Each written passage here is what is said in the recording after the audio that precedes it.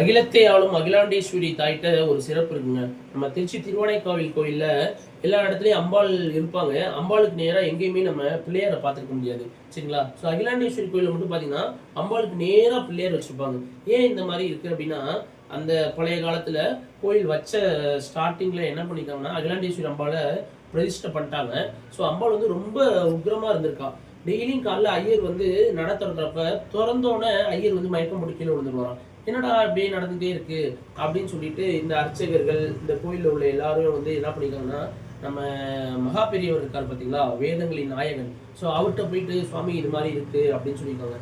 சுவாமி என்ன பண்ணியிருக்காங்க, ஸ்ரீ சக்கரம்லாம் நிறைய பிரதிஷ்டை பண்ணி அம்பாளோட தாடகையில வந்து போட்டிருக்காங்க.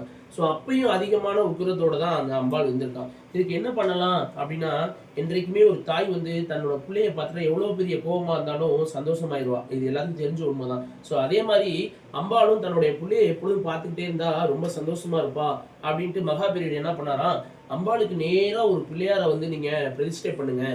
ஸோ பண்ணி பாருங்க அப்புறம் என்ன நடக்குது பார்ப்போம் அப்படின்னு சேலஞ்ச் பண்ணாராம். சரி உடனே ஓகே அப்படின்னு சொல்லிட்டு எல்லாரும் வந்துட்டு அம்பாளுக்கு நேரா ஒரு இடத்துல நேரா ஒரு இடத்துல வந்து பிள்ளையார பிரதிஷ்டை பண்ணாங்களாம். பிரதிஷ்டை பண்ணிட்டு அடுத்த நாள் காலையில வந்து ஐயர் கதவை திறந்திருக்காரு. அம்பாளோட உக்கிரமெல்லாம் குறைஞ்சு எல்லாத்துக்கும் அகிலத்தையே ஆள்றவளா அந்த இடத்துல நம்ம எல்லாத்துக்கும் அருள் பாலிச்சுட்டு இருக்கா. ஸோ எல்லோரும் கண்டிப்பா இதை தெரிஞ்சுக்கோங்க. அகிலாண்டேஸ்வரி அம்பாள்கிட்ட இது வரைக்கும் கேட்டு எதுவுமே நடக்கலன்னு இல்லைங்க. ஸோ கண்டிப்பா அகிலாண்டேஸ்வரி கோயிலுக்கு போயிட்டு வாங்க.